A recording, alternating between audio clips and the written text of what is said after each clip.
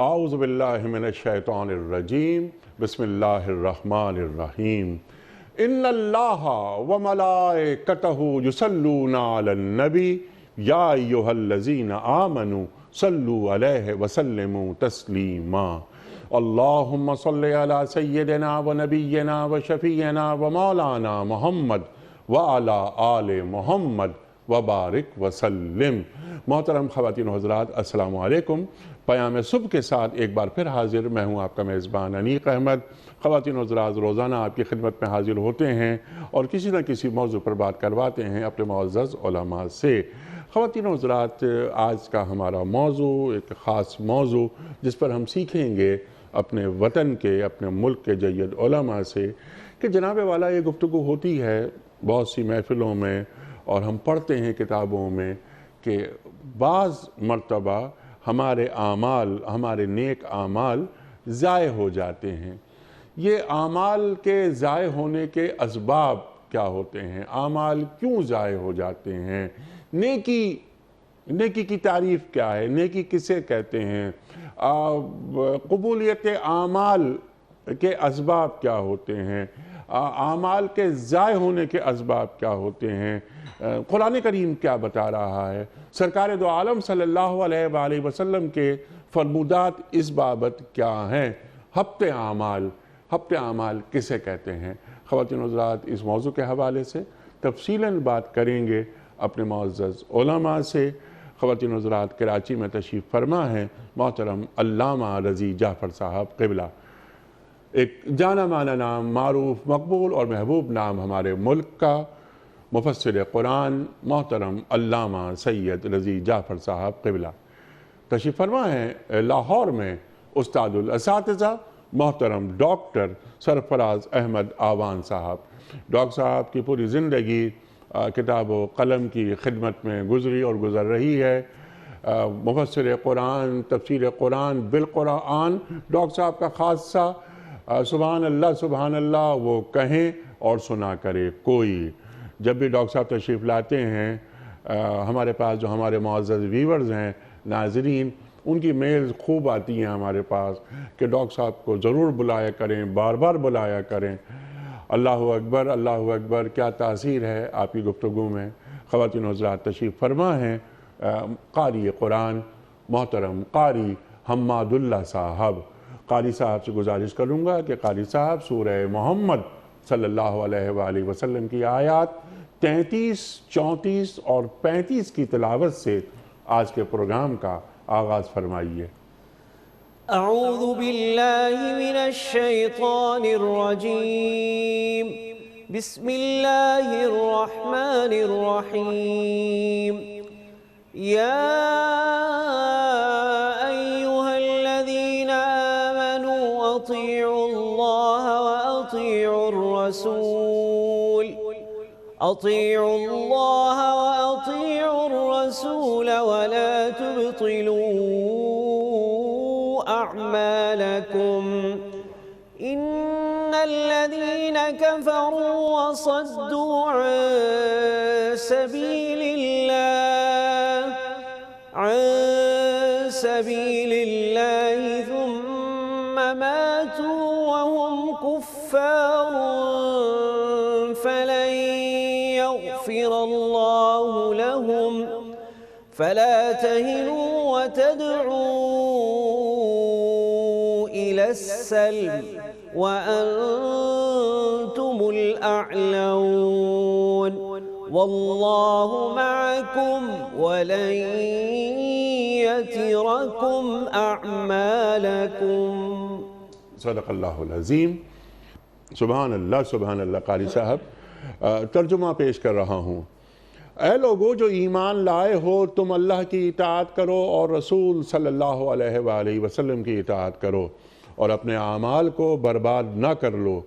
کفر کرنے والوں اور راہ خدا سے روکنے والوں اور مرتے دم تک کفر پر جمے رہنے والوں کو تو اللہ ہرگز معاف نہ کرے گا۔ پس تم بودے نہ بنو اور صلح کی درخواست نہ کرو، تم ہی غالب رہنے والے ہو۔ اللہ تمہارے ساتھ ہے اور تمہارے اعمال کو وہ ہرگز ضائع نہیں ہونے دے گا۔ صدق اللہ العظیم۔ خواتین و حضرات، محترم ڈاکٹر سرفراز احمد آوان صاحب کی خدمت میں آج کے پروگرام کے حوالے سے پہلا سوال رکھنے سے قبل کوئز آپ کی خدمت میں کل کے پوچھے گئے سوال کا درست جواب اور آج کا سوال پیش کرتے ہیں۔ کل کا سوال یہ تھا کہ غزوہ خندق میں کفار نے مدینہ منورہ کا محاصرہ کتنے عرصے جاری رکھا؟ درست جواب 1 ماہ۔ آج کا سوال نوٹ فرما لیجئے، قرآن کریم میں لفظ مسجد کتنی مرتبہ آیا ہے؟ 15 مرتبہ، 28 مرتبہ یا 25 مرتبہ؟ جو درست جواب آپ سمجھتے ہوں روانہ فرمائیے۔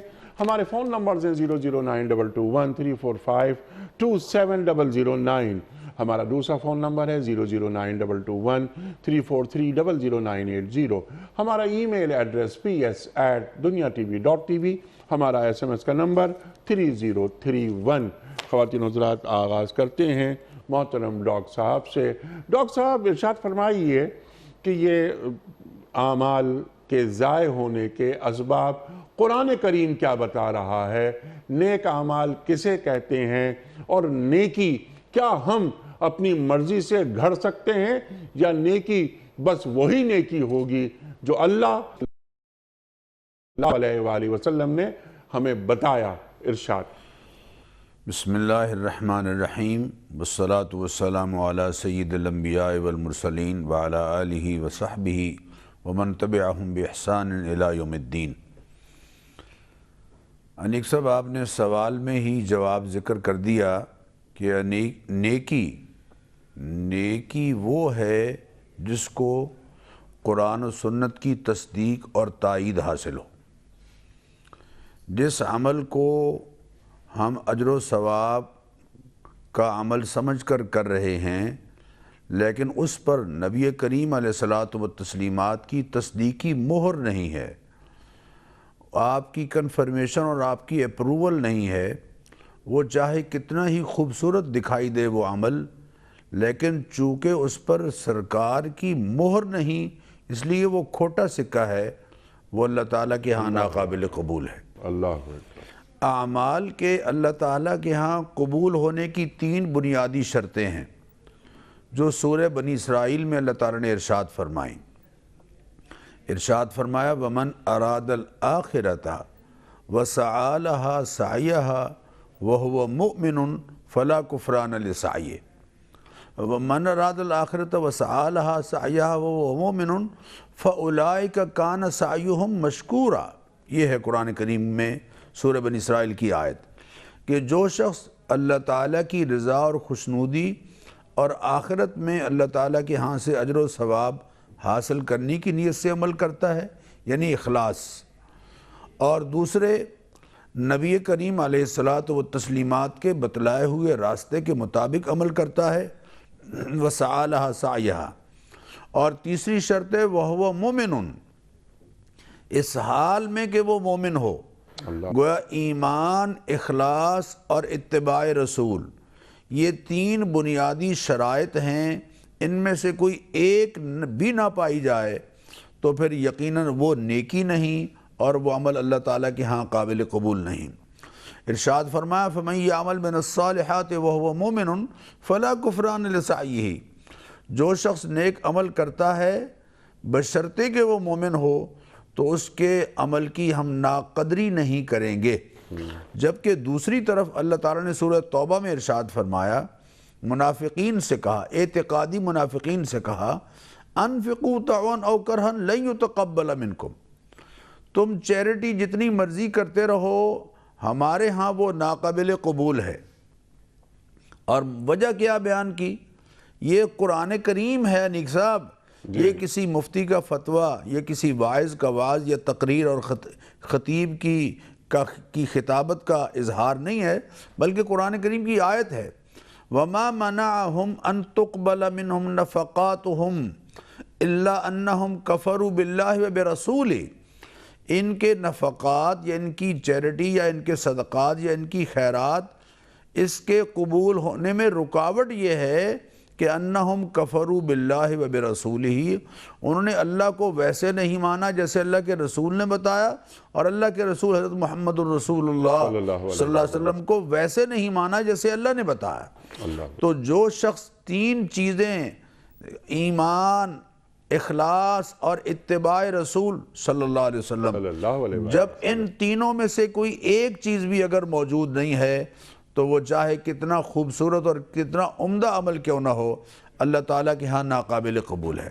اب آ جائیے قرآن کریم کن اعمال کو وجوہ حبط اعمال صالحہ قرار دیتا ہے، یعنی کن چیزوں کو قرآن یہ بتا رہا ہے کہ یہ نیک اعمال کو برباد کر کے رکھ دیتی ہیں۔ کچھ چیزیں تو اہل ایمان کے لیے قابل غور ہیں، اور کچھ چیزیں ایسی ہیں کہ جو بہت ان کا دائرہ وسیع ہے۔ ایمان والوں کے لیے اللہ تعالیٰ نے قرآن کریم میں اہل ایمان کو خطاب کرتے ہوئے ارشاد فرمایا کہ دیکھو، دو باتیں تمہارے اعمال کو بالکل ضائع کر دیں گی، تمہاری خیرات کو ضائع کر دیں گی، تمہارے صدقات کو ضائع کر دیں گی۔ ایک ہے احسان جتانا اور دوسرے ہے ریاکاری اور دکھلاوا۔ یا ایہا الذین آمنوا، سورہ آل عمران کی آیت ہے، یا ایہا الذین آمنوا، اے ایمان والو، لا تبطلوا صدقاتکم بالمن والاذی، اپنے صدقات کو اور اپنی خیرات کو، اپنے اعمال صالحہ کو احسان جتا کر اور تکلیف پہنچا کر کہیں ضائع نہ کرو۔ کالذی ينفق مالہ رئاء الناس، اس شخص کی طرح جو اپنا مال خرچ کرتا ہے دکھلاوے کے لیے۔ ایک 10 کلو کا یا 20 کلو کا آٹے کا تھیلا ہے اور بیوہ کے سپرد کیا جا رہا ہے، اور اس پر 7 ہاتھ رکھے ہوئے ہیں صاحب ثروت لوگوں کے، سبحان اللہ، کتنا بڑا احسان کر رہے ہیں، اور وہ تصویر پوری دنیا میں جا رہی ہے۔ کالذی ينفق مالہ رئاء الناس، لوگوں کے دکھلاوے کے لیے مال خرچ کرتا ہے۔ فَمَثَلُهُ كَمَثَلِ صَفْوَانٍ عَلَيْهِ تُرَابٌ فَأَصَابَهُ وَابِلٌ فَتَرَكَهُ صَلْدًا، قرآن کے الفاظ ہیں۔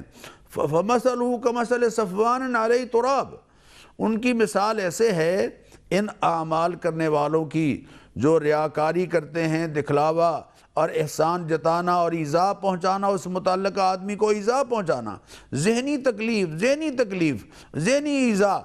تو فرمایا کہ جو شخص ایسا کر رہا ہے اس کی مثال ایسے ہے جیسے ڈھلوان پر پڑا ہوا ایک چٹیل پتھر ہے، اس پتھر پر گرد و غبار آہستہ آہستہ یا مٹی جم جاتی ہے، لیکن فَأَصَابَهُ وَابِلٌ، جب زوردار بارش برستی ہے تو بارش فَتَرَكَهُ صَلْدًا، اس پتھر کو بالکل گرد و غبار سے صاف کر دیتی ہے۔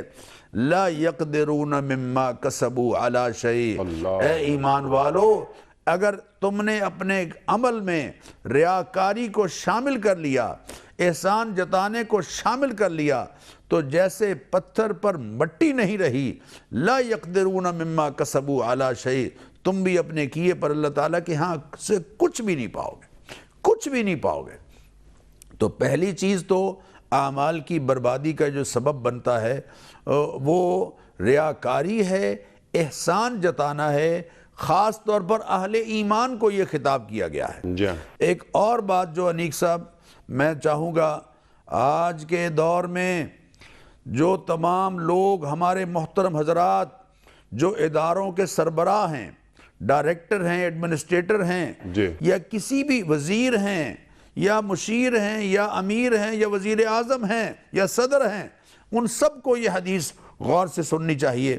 نبی کریم علیہ الصلوۃ والتسلیمات کے خلیفہ اول سیدنا صدیق اکبر رضی اللہ تعالیٰ عنہ شام میں اپنا گورنر بنا کے بھیج رہے ہیں، اور بھیج رہے ہیں سیدنا ابو سفیان رضی اللہ عنہ کے بڑے بیٹے کو، اور ان سے یہ کہہ رہے ہیں کہ دیکھو شام میں تمہاری قرابت داریاں ہیں، مجھے ڈر ہے کہ کہیں رشتہ داری کی بنیاد پر تم کسی آدمی کو مسلمانوں کا کوئی عہدہ اور منصب اس کے سپرد نہ کر دینا، اس سے بچنا، اس لیے کہ میں نے اللہ کے حبیب سے سنا ہے، من ولی من امر المسلمین شیئا، جو شخص مسلمانوں کے کسی عہدے پر فائز ہوتا ہے، اس کو کوئی عہدہ ڈائریکٹرشپ یا ایڈمنسٹریٹرشپ یا کوئی حوالے سے ملتی ہے، اور پھر وہ اپنے کسی رشتہ دار کو میرٹ کی بجائے صرف تعلق کی بنیاد پر، ریلیشن شپ کی بنیاد پر، سفارش کی بنیاد پر، تعلق کی بنیاد پر، میری پارٹی کا ہے، میرے محلے کا ہے، میرے استاد نے بھیجا ہے، میرے دوست نے اس کو بھیجا ہے، میرٹ پر پورا نہیں اترتا لیکن اس کے باوجود اس کو اس منصب پر لگا دیتا ہے، تو حضور حضرت صدیق اکبر فرما رہے ہیں، حضور نے فرمایا فَعَلَيْهِ لَعْنَةُ اللَّهِ وَالْمَلَائِكَةِ وَالنَّاسِ اجمعین، اس پر اللہ اور فرشتوں کی اور لوگوں کی لعنت برستی ہے۔ لا يقبل اللہ منہ صرفا ولا عدلا، اس کے فرضوں کو اور اس کے نفلوں کو اللہ زیرو کر دیتے ہیں، اللہ قبول نہیں کرتے۔ تو یہ دو باتیں تو ہیں اہل ایمان کے حوالے سے۔ اب آ جائیے تیسری بڑی چیز جو اعمال کی بربادی کا اور اعمال کو بالکل مٹا دینے کا سبب بن رہی ہے، اور قرآن کریم میں جگہ جگہ اللہ نے اس کو بیان کیا ہے، وہ ہے کفر۔ مثل الذین کا جو آیات قاری صاحب نے پڑھی ہیں ان میں بھی اللہ تعالیٰ نے ذکر فرمایا، اور قرآن کریم میں بہت سی آیات ہیں۔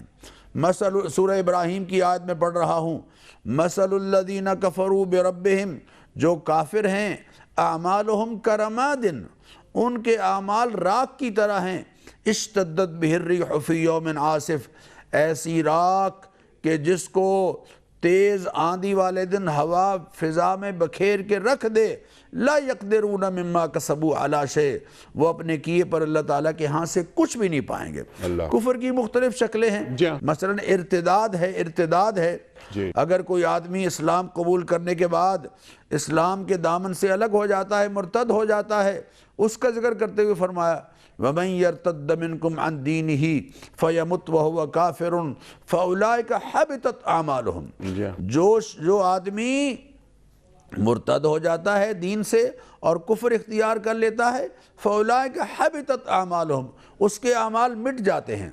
اور تیسری چیز انیک صاحب میں خاص طور پر اس پروگرام میں اپنے سامعین سے عرض کروں گا، ناظرین سے عرض کروں گا کہ خدا را اس آیت پر غور کیجئے۔ اللہ تعالیٰ سورہ ہود میں فرما رہے ہیں اللہ فرما رہے ہیں کہ جو شخص من کان یرید زینت الحیات الدنیا وزینتہا، جو شخص دنیا ہی کو مقصد حیات بنا لیتا ہے اور اسی کے لیے جیتا مرتا ہے، اسی کے لیے اٹھتا بیٹھتا ہے، اسی کے لیے کوششیں کرتا ہے، اسی کے لیے تعلیم حاصل کرتا ہے، دنیا کمانا ہی اس کا مقصد حیات ٹھہر جاتا ہے۔ من کان یرید الحیات الدنیا وزینتہا، اس کی ٹھاٹ باٹ، اس کی شان و شوکت، اس کا روب داب، اس کا عہدہ منصب، اعتقادی طور پر اگر وہ آخرت کو نہیں مانتا اور دنیا ہی کو سب کچھ سمجھ لیتا ہے، اللہ فرماتے ہیں نوفی الیہم اعمالہم فیہا، ہم اس کی کوششوں، اس کی محنتوں، اس کی سٹرگل، اس کے نالج، اس کے ایکسپیرینس کا پورا نتیجہ اس کو دنیا میں دے دیتے ہیں۔ اللہ کسی کی محنت کو ضائع نہیں کرتا، دنیاوی حوالے سے اللہ کافر کی محنت کو بھی ضائع نہیں کرتا۔ یہاں اللہ فرما رہے ہیں نوفی الیہم اعمالہم فیہا، ہم اس کے اعمال کا پورا صلہ اس کو دے دیتے ہیں، وَهُمْ فِيهَا لَا يُبْخَسُونَ، اس میں کسی طرح کی کوئی کمی نہیں چھوڑتے۔ أُولَئِكَ الَّذِينَ لَيْسَ لَهُمْ فِي الْآخِرَةِ إِلَّا النَّارِ، ان کے لیے آخرت میں آگ ہے، وَحَبِطَ مَا صَنَعُوا فِيهَا، جو کچھ انہوں نے کیا وہ سب کا سب مٹ جائے گا۔ قُلْ، اے حبیب آپ ان سے کہہ دیجئے، هَلْ نُنَبِّئُكُمْ بِالْأَخْسَرِينَ أَعْمَالًا، سورہ کہف کی آیت ہے، آخری رکوع، قُلْ هَلْ نُنَبِّئُكُمْ بِالْأَخْسَرِينَ أَعْمَالًا، اے حبیب ہم آپ کو بتائیں نہیں کہ اعمال کے لحاظ سے سب سے زیادہ خسارے میں کون جا رہے ہیں؟ اخسر سپرلیٹیو ڈگری، اس میں تفضیل ہے، سب سے زیادہ خسارے میں کون جا رہے ہیں؟ بالاخسرین اعمالا الذین ضل سعیہم فی الحیات الدنیا وہم یحسبون انہم یحسنون صنعا، وہ تو سمجھتے ہیں کہ ہم اچھا کر رہے ہیں لیکن حقیقتاً وہ اپنے اعمال کو ضائع کر رہے ہیں۔ اولئک الذین کفروا بآیات ربہم ولقائہ، یہ وہ لوگ ہیں جو رب کے حضور پیشی کا انکار کرتے ہیں، رب کی آیات کا انکار کرتے ہیں۔ تو کیا ہے کہ جو کچھ انہوں نے کیا ہے سب فلا نقیم لہم یوم القیامت وزنا، ہم ان کے اعمال کو اس قابل نہیں سمجھیں گے کہ کل قیامت کے دن ان کا وزن ہو۔ وَقَدِمْنَا إِلَى مَا عَمِلُوا مِنْ عَمَلٍ، ہم ان کے اعمال کی طرف توجہ کریں گے، فَجْعَلْنَاهُ حَبَاءً مَنْثُورًا، بکھری ہوئی راکھ کی طرح کر دیں گے۔ تو کفر ایک بڑا سبب ہے، اور چند اور اسباب ہیں ان کا پھر ذکر کرتے ہیں انشاءاللہ اس پر گفتگو مزید آگے ہوگی۔ قبولیت اعمال کی شرائط اور ہفت اعمال، اس کے کون کون سے طریقے ہوتے ہیں۔ بعض اوقات تو شعور بھی نہیں ہوتا اس بات کا کہ ہم یہ عمل کر رہے ہیں، یہ بات ہم کر رہے ہیں، اور اللہ تعالیٰ ہمارے اعمال کو ضائع کر دے گا، ہمیں اس کا ادراک ہی نہیں ہوگا۔ اللہ اکبر۔ اہل ایمان، اس کو ہم اگر رکھیں صرف اہل ایمان تک، کیونکہ وقت بھی بڑا کم ہوتا ہے، عالم کفر ہے، ان کے اعمال کب قبول ہوتے ہیں کب رد ہوتے ہیں، وہ بہت اہم موضوع ہے، لیکن ہم اپنی بات کرتے ہیں۔ ہم دعوے دار ہیں کہ ہم اہل ایمان میں شمار ہے ہمارا۔ نیکی، کون سی نیکی، کس عمل کو نیکی کہا جاتا ہے؟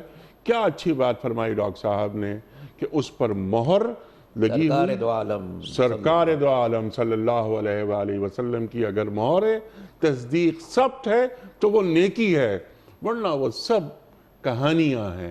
اللہ اکبر۔ بنیادی مضمون، بنیادی جو فلسفہ ہے، حضرت پہلے ارشاد آپ فرما دیجئے۔ ارشاد۔ اعوذ باللہ السمیع العلیم من الشیطان اللعین الرجیم، بسم اللہ الرحمن الرحیم۔ حقیقت یہ ہے کہ بڑی اچھی اور مفصل گفتگو آپ کے سامنے آئی، جی ہاں، اور ہمارے محترم ڈاکٹر صاحب نے کئی باتوں کو بالکل واضح کر دیا، اخلاص، ایمان اور جی۔ اتباع رسول۔ اسی کے ساتھ سورہ حجرات میں ایک اور بات بھی کہی گئی کہ سرکار دو عالم کا ادب بھی اس قدر ناگزیر ہے کہ اس میں کمی ہو تو عمل ضائع ہو جائے۔ اللہ اکبر، اللہ اکبر۔ جیسا کہ ہم اس سورہ کے اندر پڑھتے ہیں بار بار جی کہ دیکھو لا ترفعوا اصواتکم فوق صوت النبی، خبردار اپنی آواز کو حضور کی آواز سے بلند مت کرنا، اللہ ورنہ تمہارے اعمال حبط ہو جائیں گے۔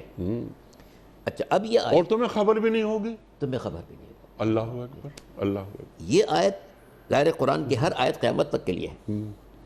اس وقت کے انسانوں کے لیے ممکن تھا کہ پیغمبر کی آواز سے ظاہراً اپنی آواز بلند کریں، لیکن اب حضور جو ہے اس وقت سامنے نہیں ہے، لیکن حکم برقرار ہے۔ جی، ہم اپنی کوئی بات سرکار کے ارشادات سے اوپر نہیں قرار دے سکتے۔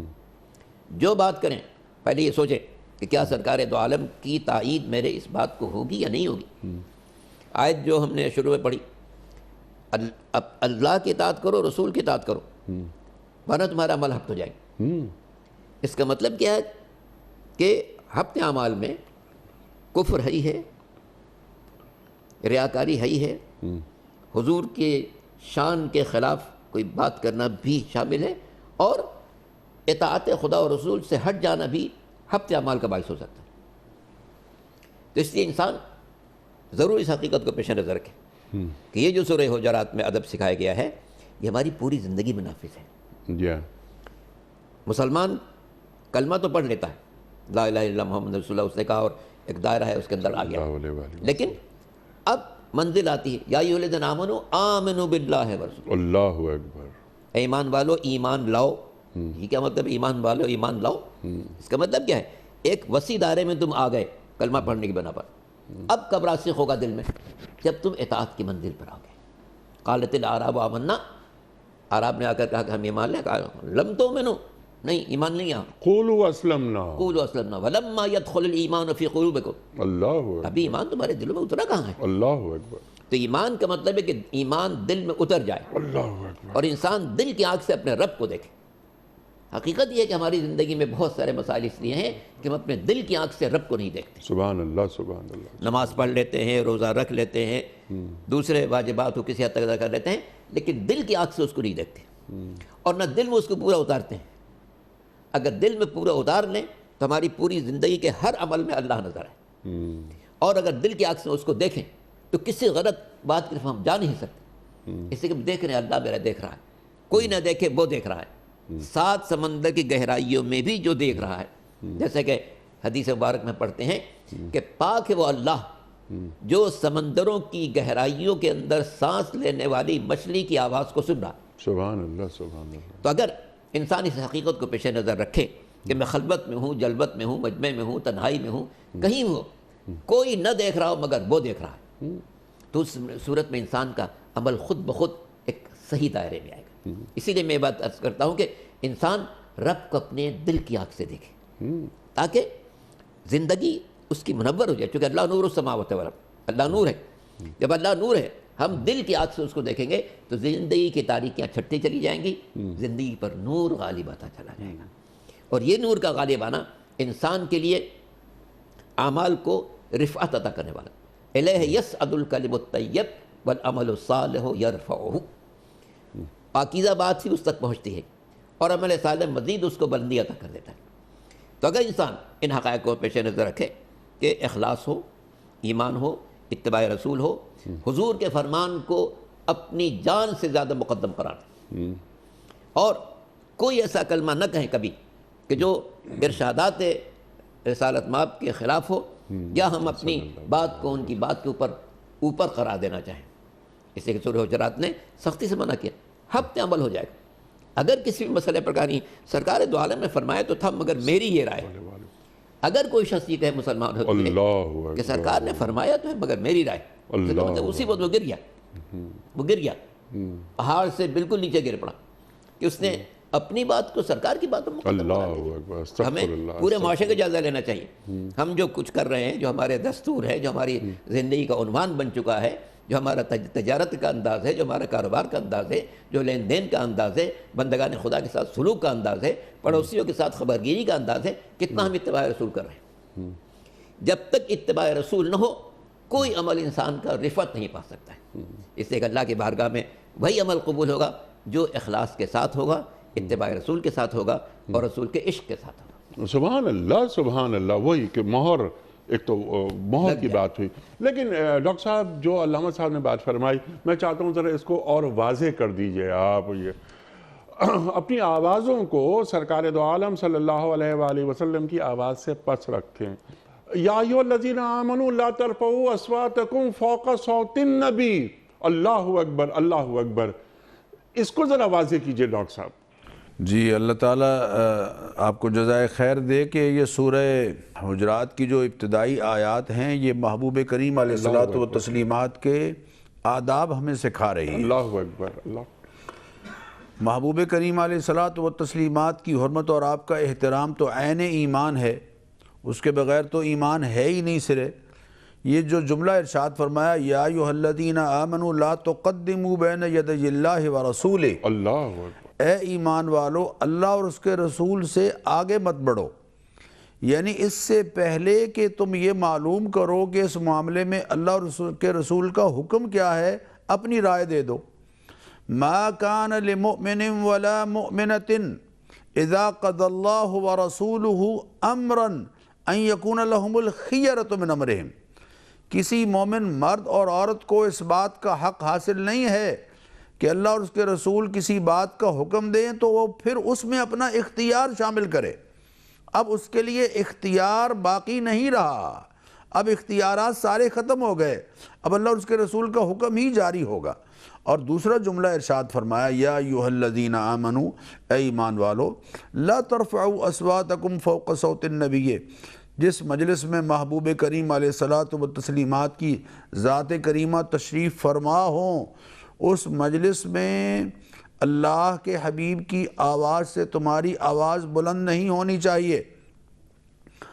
اللہ کے حبیب صلی اللہ علیہ وسلم اگر اس کمرے میں موجود ہیں جہاں میں بیٹھا ہوں، تو مجھے کوئی حق حاصل نہیں ہے کہ میں اونچی آواز سے گفتگو کروں۔ اور دوسرے فرمایا، لا تجہروا لہ بالقول کجہر بعضکم لبعض، دیکھو جس وقت تم آپس میں بیٹھے ہوئے بے تکلف گفتگو کرتے ہو، میرے حبیب کی مجلس میں اس طرح سے بھی گفتگو نہیں کر سکتے۔ میرے حبیب کی مجلس میں آپس میں بھی بلند آواز سے ایک دوسرے سے گفتگو نہیں کر سکتے۔ آپ کو تو خطاب کرنے تک کا آداب سکھایا، لا تجعلوا دعاء الرسول بینکم کدعاء بعضکم بعضا، جیسے تم ایک دوسرے کو بلاتے ہو ایسے میرے حبیب کو مت بلانا۔ یہ انیک صاحب اضافت فاعلی بھی ہے اور اضافت مفعولی بھی ہے۔ کیا مطلب؟ لا تجعلوا دعاء الرسول بینکم کدعاء بعضکم بعضا، ایک تو یہ کہ اللہ کے رسول کو مت ایسے بلانا جیسے تم ایک دوسرے کو بلاتے ہو، اور دوسرے اللہ کے رسول کے بلاوے کو ایسا مت سمجھنا جیسے کہ تم ایک دوسرے کو بلاتے ہو اس کو کوئی ویٹیج نہیں دیتے یا ویٹیج دیتے ہو وزن دیتے ہو۔ اللہ کے رسول جب تمہیں بلائیں گے تو پھر تمہارے لیے کوئی گنجائش نہیں ہوگی۔ اللہ آداب سکھا رہے ہیں۔ اور انیق صاحب، محبوب کریم علیہ الصلوۃ والتسلیمات کی گستاخی کفر ہے۔ اللہ قرآن کریم میں فرما رہے ہیں قل اب اللہ وآیاتہ ورسولہ کنتم تستہزئون لا تعتذروا قد کفرتم بعد ایمانکم، اللہ اور اس کے رسول کا مذاق اڑاتے ہو، آپ معذرتیں مت کرو، تم نے کفر کیا ہے اگر تم اس سے پہلے مومن تھے بھی۔ تو یہ تو بہت بری بات ہے، لیکن یہاں میں وضاحت کر دوں کہ محبوب کریم علیہ الصلوۃ والتسلیمات کی گستاخی یقیناً اعمال کی بربادی کا سبب ہے، لیکن گستاخ کے طعنے ایک دوسرے کو دینے سے ہمیں گریز کرنا چاہیے۔ محبوب کریم علیہ الصلوۃ والتسلیمات نے ارشاد فرمایا کل امتی یدخلون الجنت الا من ابا، میری امت کے سب لوگ جنت میں جائیں گے الا من ابا، مگر جو میرا منکر ہے وہ جنت میں نہیں جائے گا۔ قیل یا رسول اللہ من یا ابا یا رسول اللہ، اے اللہ کے پیارے حبیب یہ منکر کون ہے؟ آپ فرمایا من اطاعنی دخل الجنہ ومن عصانی فقط ابا، جس نے میری فرما برداری کی وہ جنت میں جائے گا، اور جس نے میری نافرمانی کی وہ منکر ہے۔ ہم نافرمانی کر رہے ہیں لیکن منکر کسی اور کو کہہ رہے ہیں۔ یہ بہت احتیاط کی ضرورت ہے، ہمارے معاشرے میں اس مزاج کا خاتمہ ہونا چاہیے۔ حضور نے فرمایا من احب سنتی فقط احبنی، جس نے مجھ سے محبت کی، جس نے میری سنت سے محبت کی اس نے مجھ سے محبت کی۔ ومن احبنی کان معی فی الجنہ، اور جو مجھ سے محبت کر رہا ہے کل جنت میں میرے ساتھ ہوگا۔ اللہ اکبر۔ تو ایک تو میں اس پروگرام کے حوالے سے عرض کروں کہ گستاخی رسول اعمال کی بربادی کا سبب ہے، اس لیے اس سے گریز کرنا ہے۔ اور دوسری جو چیز قرآن کریم میں اللہ تعالیٰ نے ایک سے زائد مقامات پر بیان فرمائی انیق صاحب، وہ ہے شرک۔ اللہ قرآن کریم میں فرما رہے ہیں وَلَقَدْ أُوحِيَ إِلَيْكَ، اے حبیب صلی اللہ علیہ وسلم، قل آپ فرما دیجئے افغیر اللہ تأمرونی اعبد ایھا الجاہلون، اے جاہلو کیا تم مجھے کہتے ہو کہ میں اللہ کے سوا کسی اور کی عبادت شروع کر دوں؟ وَلَقَدْ أُوحِيَ إِلَيْكَ، اے حبیب آپ کی طرف بھی وحی کی گئی، وَإِلَى الَّذِينَ مِن قَبْلِكَ، اور آپ سے پہلوں کی طرف بھی وحی کی گئی۔ اور جملہ غور کیجئے ذرا، لَإِنْ أَشْرَكْتَ، کہ اے قرآن کے مخاطب قیامت تک آنے والے انسان، لَإِنْ أَشْرَكْتَ لَيَحْبَطَنَّ عَمَلُكَ، اگر تو نے شرک کیا تیرے سارے کے سارے عمل مٹ جائیں گے۔ بالفرض اگر کسی نے شرک کیا اعمال مٹ جائیں گے۔ وَلَتَكُونَنَّ مِنَ الْخَاسِرِينَ، اور تو بہت خسارہ پانے والوں میں سے ہو جائے گا۔ بَلِ اللَّهَ فَاعْبُدْ، اللہ ہی کی عبادت کر، وَكُمْ مِنَ الشَّاكِرِينَ، اور اس کا شکر گزار بن جا۔ تو اس لیے شرک سے بھی اپنے آپ کو بچنا ہے، شرک اکبر سے بھی، شرک اصغر سے۔ سبحان اللہ، شرک اکبر سے بھی، شرک اصغر سے بھی۔ اب ایک مسلمان کلمہ گو ہے، وہ یقیناً شرک کا مرتکب نہیں ہو سکتا، لیکن اس کے باوجود اس بات کا امکان موجود ہے کہ اس کے اعمال ہبط ہو جائیں۔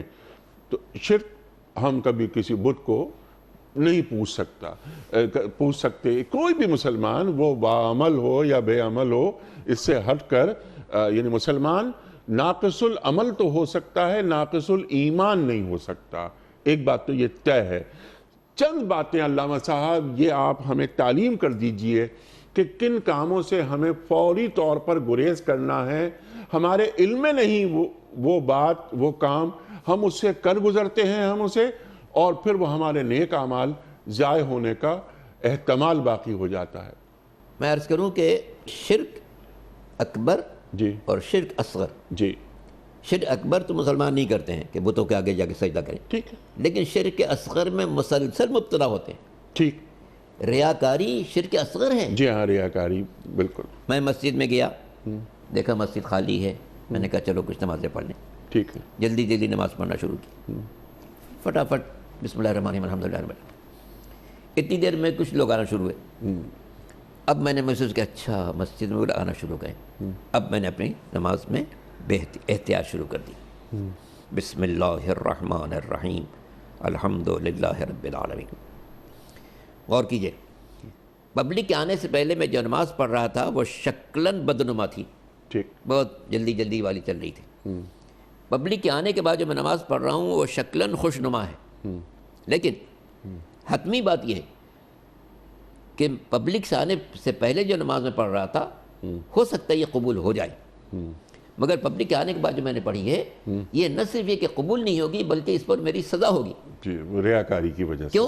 اس لیے کہ جو 2 رکعت نماز اللہ کے لیے پڑھنی چاہیے تھی وہ تو بندوں کے لیے پڑھ رہا ہے. اللہ اکبر. تو چونکہ ہماری پوری زندگی میں شرک اصغر بہت زیادہ ہے، ٹھیک، اسی لیے بخاری میں بھی یہ روایت موجود ہے کہ سرکار دو عالم نے صلی اللہ بہت سے لوگوں کو مخاطب کر کے کہا کہ تمہارے دل کے اندر شرک یوں چل رہا ہے جیسے چوٹی چلتی ہے. جی، تو اس لیے ضروری ہے ہم اپنے تمام کاموں میں یہ جو نمائش نام و نمود کہ جناب کسی خیراتی ادارے میں ایک چیک دینے جا رہے ہیں، جناب وہ صدر صاحب کو بلا لیجئے، جناب سیکریٹری صاحب کو بلا لیجئے، خزانچی صاحب کو بلائیے، فوٹوگرافر کو بلا لیجئے، یہ چیک دے رہے ہیں. آپ اس کیا حاصل کر رہے ہیں؟ 1 پیسے کی قیمت نہیں ہے، چاہے 1 کروڑ کا چیک ہے مگر 1 پیسے کی قیمت نہیں ہے اگر آپ نے بندگان خدا کو دکھانے کے لیے کیا. نماز 100 رکعت پڑھیں لیکن اس لیے کہ لوگ کہیں جناب واہ واہ واہ کتنے عبادت گزار انسان ہے، تو اس کی کوئی قیمت نہیں ہے.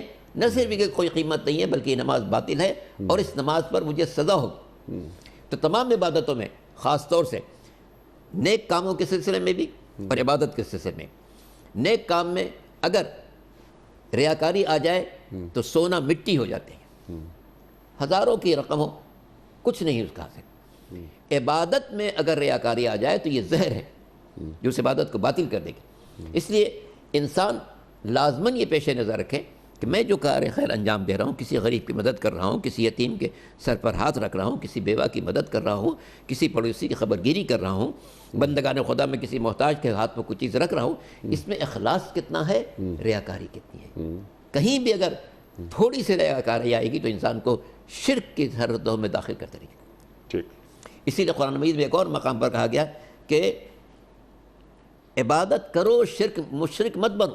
جی ہاں، وَلَا تَكُونُوا مِنَ الْمُشْرِكِينَ. اس کا مطلب یہ ہے کہ عبادت کے بارے میں بھی انسان کو ڈرتے رہنا چاہیے کہ کہیں اس میری عبادت میں کوئی ایسا پہلو نہ شامل ہو جائے کہ میں شرک اصغر میں داخل ہو جاؤں. یقیناً میں اللہ کی مسجد میں آیا ہوں، اللہ کی نماز پڑھ رہا ہوں، یہاں کوئی بت نہیں کہ جس کے میں آگے سجدہ کروں، شرک اکبر کا مرتکب ہوں، لیکن کوئی ایسا کام میری عمل میں شامل نہ ہو جائے کہ میں شرک اصغر کی بنا پر اس آیت کی زد میں آ جاؤ جس میں کہا گیا کہ اللہ کی عبادت کرو اور مشرک مت بنو. ٹھیک ہے. اچھا علامہ صاحب، جو اقبال کا ایک شعر یاد آتا ہے یقین کہ بتوں سے تجھ کو امیدیں، خدا سے نو امیدی. مجھے بتا دو صحیح اور کافری کیا ہے. اللہ اکبر. ہماری پوری زندگی میں یہ ہے. میرے معاشرے کو دیکھیں، حکمرانوں کو دیکھیں، ہم تمام طبقات میں ہم نے شروع سے اپنا قبلہ جو ہے وہ کافروں کو قرار دے دیا. اللہ پر اعتماد کے بجائے اہل کفر سے ہماری بہت زیادہ امیدیں وابستہ ہیں، انہی سے ہمارے تعلقات وابستہ ہیں. ہم سمجھتے ہیں کہ ہمارا انداتا وہی ہے، جو حقیقی انداتا ہے اس کو چھوڑ کر جو جعلی انداتا ہے ان کے آگے ہم سر جھکاتے ہیں. اس کی بنا پر ہم گزشتہ 70 برس سے خاری کا شکار ہیں. نہ دین میں ہم آگے بڑھ رہے ہیں نہ دنیا میں آگے بڑھ رہے ہیں. اللہ اکبر، اللہ اکبر، اللہ اکبر. ڈاکٹر صاحب جو بات فرمائی علامہ صاحب نے، اسی بات کو ذرا سا میں آگے بڑھاتا ہوں، بلکہ وقت بھی اب مکمل ہو رہا ہے. آپ کنکلوڈ بھی فرما دیجئے. اور یہ بات جو فرمائی علامہ صاحب نے، بعض تو ہوتے ہیں انفرادی اعمال، بعض ہوتے ہیں اجتماعی اعمال، اور بعض اعمال ہیں جو قوموں کے اعمال، جو قوموں کو عروج اور زوال سے آشنا کرتے ہیں. یہ ظاہر ہے آپ سے زیادہ کون جان سکتا ہے.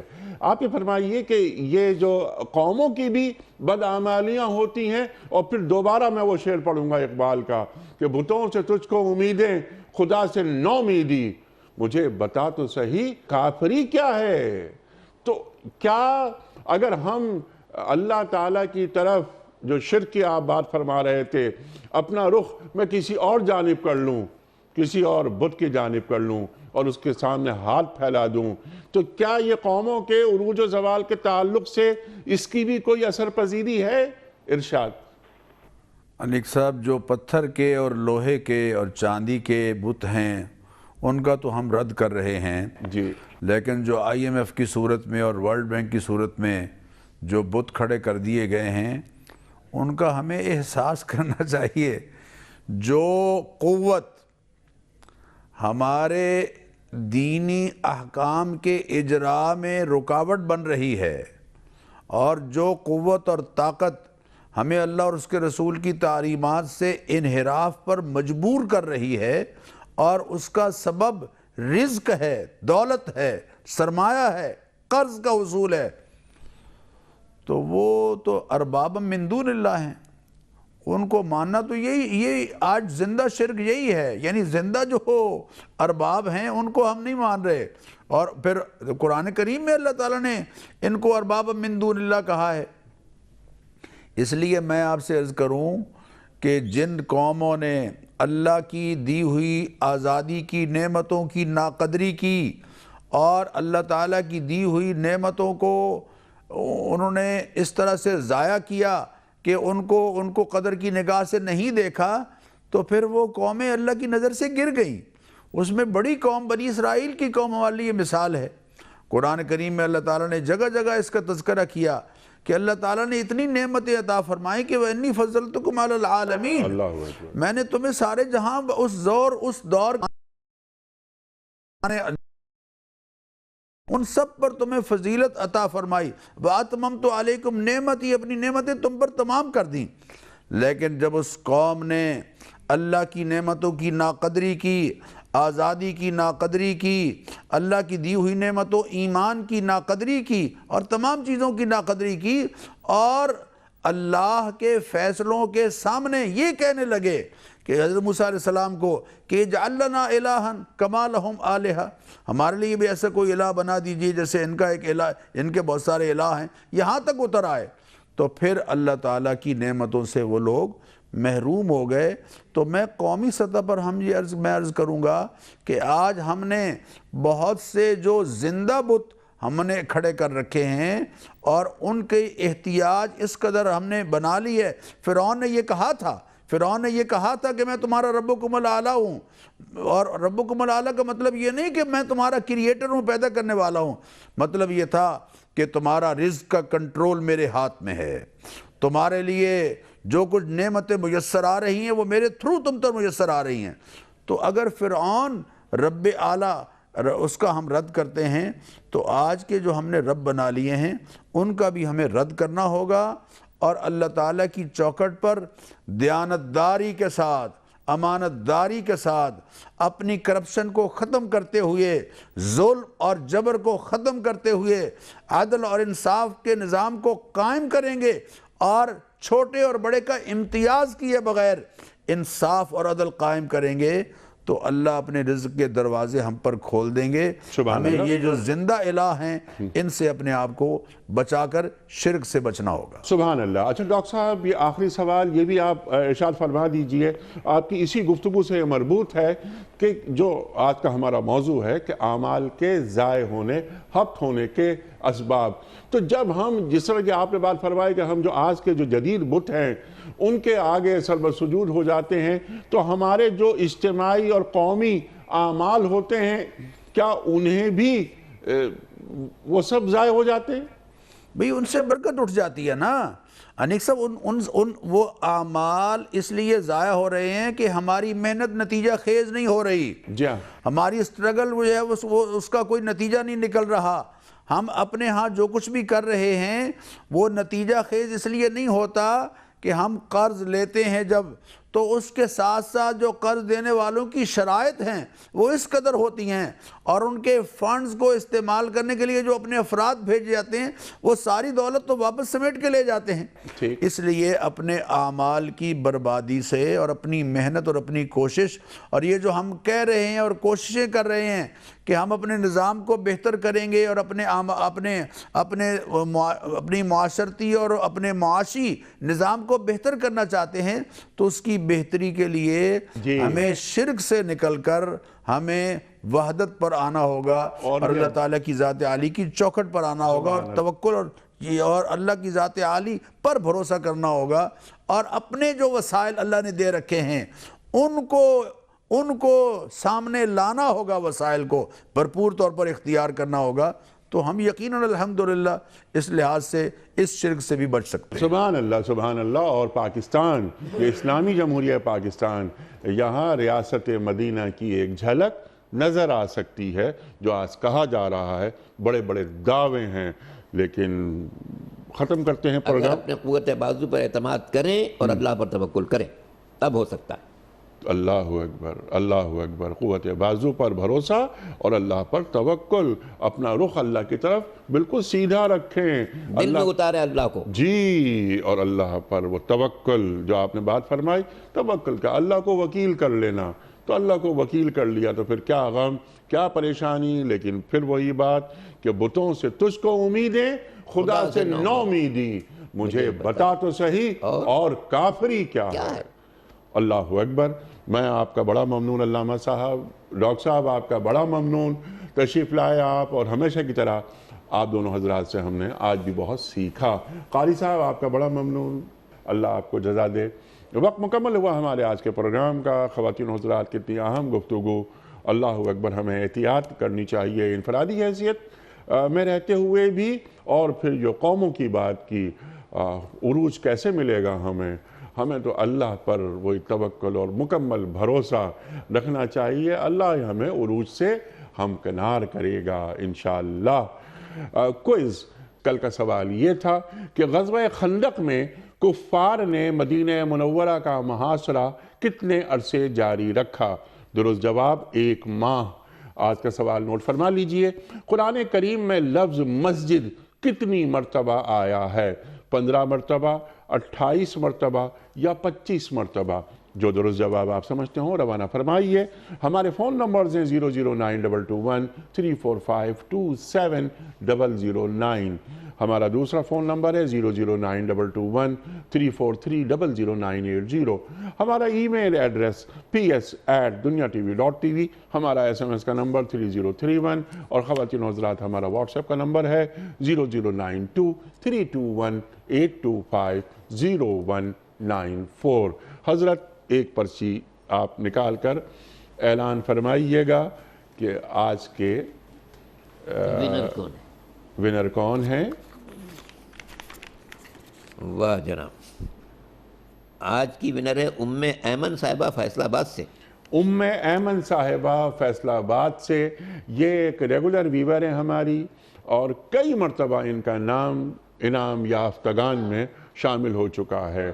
بہرحال ام ایمن صاحبہ، ان کے ساتھ اور بھی بہت سے لوگ ہیں، ان کے نام بلکہ اب یاد ہو گئے ہیں، اتنے ان کے، یعنی روزانہ کی بنیاد پر ان کا درست جواب آتا ہے اور شامل ہو جاتا ہے اس میں۔ خواتین و حضرات، بقیہ مکمل ہوا ہمارے آج کے پروگرام کا۔ ام ایمن صاحبہ کو بہت مبارک، ان کے گھر دینی کتب پر مشتمل یہ گفٹ ہیمپر روانہ کیا جا رہا ہے۔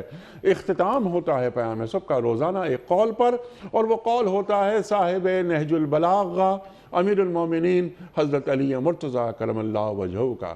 آپ فرماتے ہیں کہ بخیل دنیا میں فقیروں کی سی زندگی بسر کرے گا، اور عاقبت میں امیروں کا حساب بھگتے گا۔ بخیل دنیا میں فقیروں کی سی زندگی بسر کرے گا، اور عاقبت میں امیروں کا حساب بھگتے گا۔ اللہ اکبر، اللہ اکبر۔ اپنے میزبان انیق احمد کو کل تک کے لیے اجازت۔ خدا حافظ۔